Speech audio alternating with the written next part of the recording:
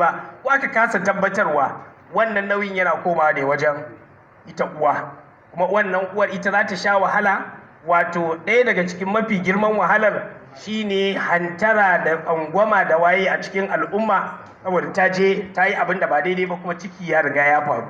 Abu na biyu, ci da shi da ɗaukar nauyinsa a kanta yake har izuwa waɗansu wato wani lokaci. Ko shekaran jiya ai mun tambayar irin wannan yarinya har ta girma, ita matar ma wani ya aure ta daga baya ya mutu, kan ya aure wadda ya zamanto Allah ya kaddara ta samu cikin shege din, ya yadda zai rike wannan ƴaƴar, yanzu ya mutu ta dawo cikin danginta da babbanninta da waye suka ce ba su za su yi karɓarta ita a matsayin ƴar uwarsu, amma dai wannan yarinyar da ta samo a ba daidai ba sai dai a je a nemi inda za a kai ta. Kaga dai a ƙarshe waye yake tashin hankalin wannan abun?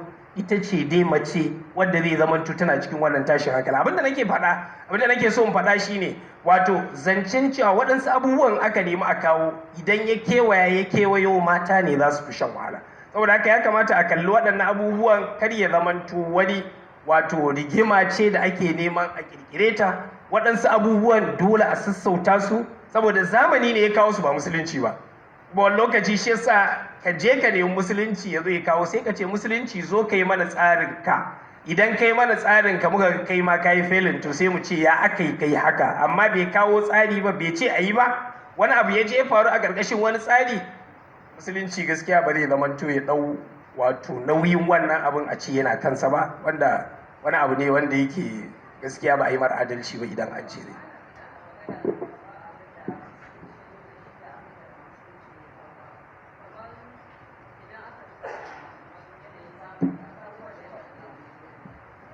kamar su ilimin boko, wannan fasahar zamani din, ilimin kwamfuta da sauransu, za ka ga cewa yanzu har mata suna amfani da irin wannan fasaha ta zamani, suna kasuwancin su da abin da ba a rasa ba. So kenan za a iya cewa sun yi gaban kansu ne kawai, sun je ba tsarin musulunci suke ba, yanda za a ce ga yanda za su yi amfani da irin waɗannan fasahohi a daidai yanda tsarin musulunci ya tanadar? Yawanci ya kamata ya zama mu fahimci da abin da musulunci ya zo da shi da abin da musulunci ya zo da shi ba. Tsarin yanayin rayuwa, misali an kawo ilimin fasaha ko waɗansu abubuwa, a ce ma musulunci bai zo da shi, wannan wato wani abu ne daban wanda ma bai kamata ma a taso da shi ba, saboda musulunci ya zo da shi saboda waɗanda suka fara kafa abin nan din asalinsa dama musulmi ne. Abubuwan kwamfuta yana yin sa akan algorithm ne, algorithm alkhawarizmi ne, alkhawarizmi musulmi ne, malami ne babba na musulunci ya fara kirkirar wannan aljabra, abin da waɗannan abubuwan gaba ɗaya musulunci ne ya zo da, saboda haka a ce musulunci bai zo da shi ba, saboda haka kai wannan bai taso ba. Abu na biyu shine abin da bai ci karo da haram halal a musulunci ba, wanda zai zamanto a fita daga tsari. Dan an yi babu wani musulmi da zai zo ya ce wannan abin ya zamanto ya yi. Idan mun zo koyaushe malamai sun zo yin bayani, za su yi maka bayanin nana Khadija radiyallahu ta'ala anha, ce yar kasuwa ce, wanda misali nana Khadija za mu iya cewa farkon musulunci ne, amma bayan musulunci nana Aisha radiyallahu ta'ala anha mutum ya je ya karanta alhamdu ala tijara na halal da waɗansunsu. Nana Aisha tana da wanda suke zuwa su yi mata kasuwanci har ƙasar China su dawo mata da kaya. Wannan ba wanda ya taba ce mata me yasa kike yin haka, dan a lokacin manzon Allah ya baki turawa, ba wanda ya taba gaya mata haka.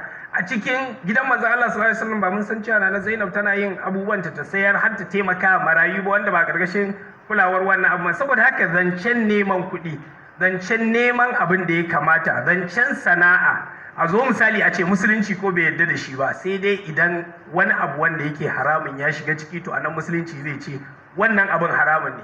Amma wannan abun kwata-kwata sai naga bai ma ci karo da abin da misali ake nema a faɗa ba.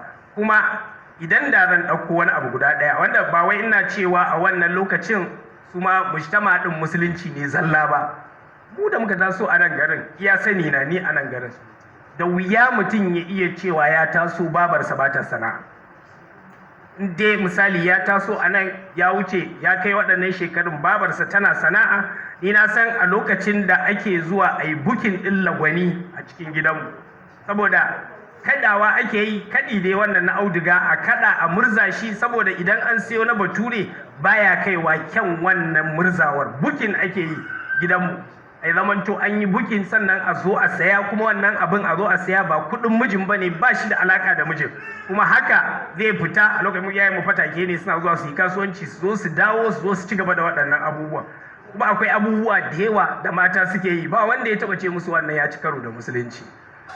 Abubuwan kamar yadda nake cewa zamani ya zo da waɗansu abubuwa daban. Wannan zamanin namu abubuwa da na ba lallai ba sun zamanto yanzu lallai. Wani abubuwa da hajiyat ne ko tasiniyat kamar yadda ake faɗa a musulunci, abubuwan kyale-kyale ne yanzu sun zamanto na lallai akwai buƙatar su. Abubuwa na canje-canje sun zo sun samu, to waɗannan abubuwan na canje-canje su suka canza mana salo na rayuwa. Yanzu misali da za mu iya ɗaukar misali, a da idan mutum ya haifi 'yarsa, tun ɗan abubuwa da ake samu yau da gobe a shekara 10 da zai aurar da 'yarsa, za a aurar da wannan 'yar kafin ta zo wannan an tara kayan, saboda ana saya ne a ajiye, wanda ba zai yi ba yanzu. Saboda me yanzu yayi ake bi, in ta sai kwano yau ya shekara 1 aka kai ta da wannan kwanon, ita ma yarinyar ba za ta yadda ba, mijin ma zai zama abin aibi da waɗansu abubuwa. Aga rayuwa ta riga ta canza, wani abu ne daban, kuma wannan kuɗin an ajiye, wannan kuɗin value ɗinsa a wancan lokacin shekara 10 zuwa yanzu ba zai yi ba. Amma a mu iyayen misali, ina magana ne a kaina saboda na taso a gida wanda yake bangare guda biyu, bangaren gidan malamai da bangaren kuma wato fatake ne, suna zuwa fatauci su yi waɗannan abubuwan. Har yanzu wannan abin bai canza ba.